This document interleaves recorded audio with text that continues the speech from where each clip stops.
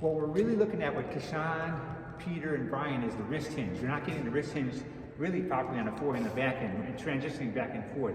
This video shows you how to do it primarily by picking the ball up low first. So that's what we're going to do first. Watch how low I can fall around right here. Watch how low this is. I still get up in the air. I post and I'm low. See, I post and I'm low, right? I can spin.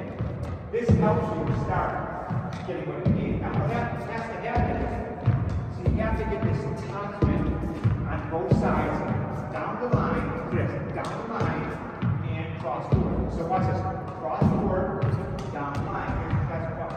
Watch this, just cross forward. So what am I doing properly here is my wrist is hitting on all these shots. And that's what the real tennis is. Now, watch this real quick. Say, hey, my hips are raw too. See that how the hips stacking up for later on too.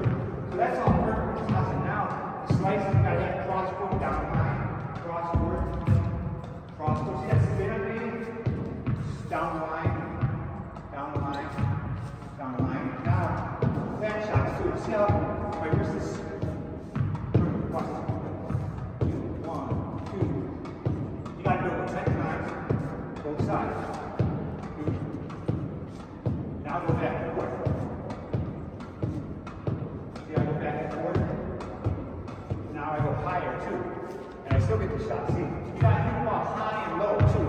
Look at that right here. High and low too. So that has a curve. So that's what we're doing here. And then a little lobs, have lobs like that too. You can do. And that's why I get the slicing. When the ball is high, you get that slicing here too. That's what has to occur.